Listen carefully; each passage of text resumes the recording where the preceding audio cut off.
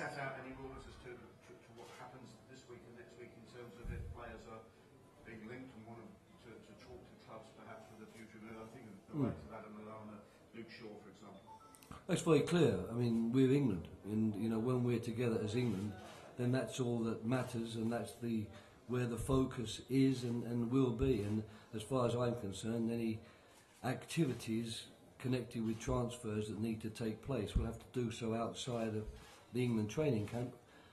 I can't stop and don't want to stop possible phone calls between agents and players, keeping them in the loop as to what's going on.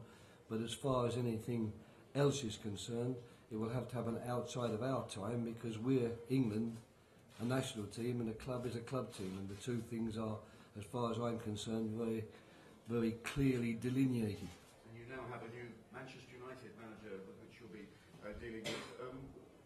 What have you made of that appointment, and how well do you know Louis then? I know Louis. I don't know him very well, of course, but I'm more than a passing acquaintance, and I've always got on very well with him when we've met. We had a mutual friend in Rinus Michels, so he was the person who introduced us in the first instance. So I'm obviously pleased for him. He's been asked to take on a big job and has been selected, and my congratulations for that. But when it comes to all of these appointments with club teams, I honestly don't think it's for national team managers to involve themselves or to suggest anything other than the club have made their decision, and I can only congratulate Louis on being the chosen one. Roy, it seemed pretty relaxed out there today, watching training. The players seem to be enjoying themselves, excited about what's about to happen.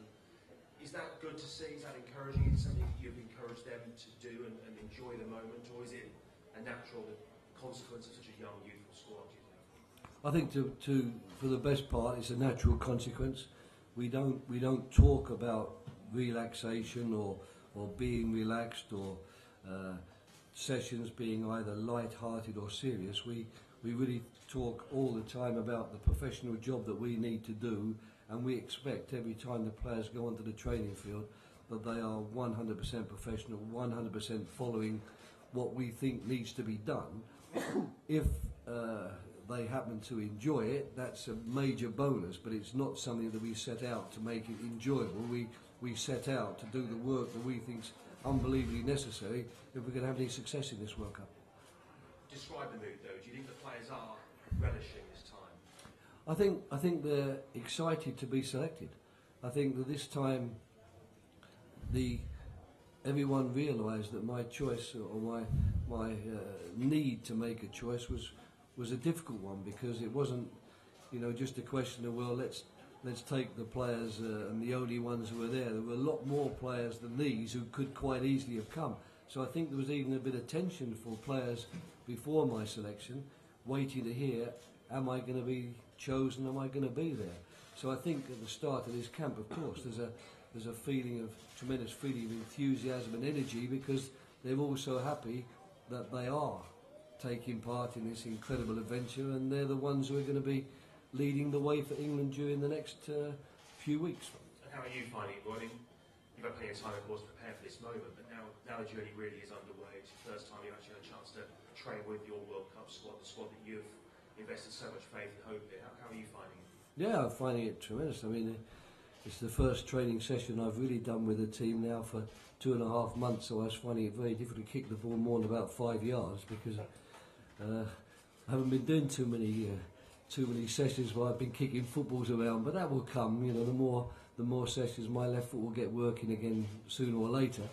But I've really enjoyed being with them these 2 or 3 days. I'm impressed, of course, by the way they've approached this task and the way they're going about their business. But quite frankly, if I hadn't have been impressed, I'd have been very, very surprised. I was prepared to be impressed because they've impressed me so many times in the past. We saw Wayne at the end of the session go up to his family, his son, spend some time with him. Where does he, do you think, at the moment, Wayne, really? Is he ready to perform on a World Cup stage like we know that he could do but hasn't yet? Well, I hope so. I mean, certainly won't be for want of trying or for want of application and for want of dedication. He realises what a good player he is. He knows that we, as an England footballing nation, place a lot of faith in him. So he knows that the eyes, certainly of England, if not the rest of the world, are on him, and he'll do everything he can, I'm sure, to make certain that he brings out, if you like, his best qualities. He had a week, as you all know, all the players had a week off before they got together with us. He spent his week here in Portugal, where he's got a villa, but he trained during that time. He was, making certain he got over that injury, because he said to me, when you arrive on Monday, and I'll meet you there, I want to be 100% ready to train from the first day. And that's exactly how it was. And of course this morning he's a bit disappointed because I decided to leave him out of the exercise I'm doing, which involves a lot of shooting, because I think I should protect his thigh. If it had been up to him, he'd have been in it, having as many shots as all the others. Feel free to ignore this question. I have to ask you as an England manager. There's been a big debate, of course, back home about sexism in football. Is it something which you think football has an issue with still, or? Not that I'm aware of. I mean, again, it's a question which is not for me. I don't really want to be quoted at all on it. But in answer to the very simple question, do I think sexism is a major problem in football? Not that I've seen, I must say. So if you're talking from a personal point of view, I would say I haven't seen it. Okay, we'll move it on. Does this gentleman want to ask a question? Santiago, SIC Portuguese TV. First of all, what did you find here in Portugal? You came here for a reason, for a purpose. Are you getting what you expected? Weather, for instance. Well, weather's weather. I mean, you never know with weather. Amazingly enough, this might be hard for you as someone who's been born and brought up in Portugal to understand, but every now and again we get good weather in England too. So you're never 100% certain when you leave England that you're not leaving fantastic weather behind. The weather was only part of what we wanted here. We wanted the facilities. We wanted to be away from England together in a foreign country. We wanted to come to a country where there's at least a good chance that the sun will shine, because it will shine in Brazil. But we weren't 100% dependent upon that, because we were going to prepare the players to be, as they termed it, the physical fitness or sports science people. Players need to learn to be comfortable being uncomfortable, and that means, of course, playing in temperatures that maybe make you feel a bit uncomfortable.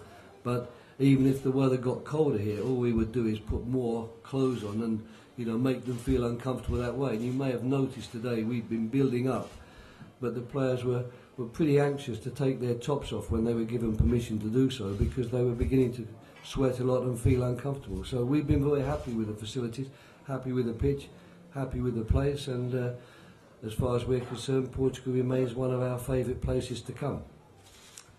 One more? Yeah, please. This seems to be a matter that is quite interesting now in Britain, and probably maybe an issue worldwide. But do you know, for instance, the birth date of your players, and do you wish them happy birthday? No. They don't wish me happy birthday either, but I don't mind anymore. My birthdays, I try to forget them. But is that important to manage, to know that, to manage a team?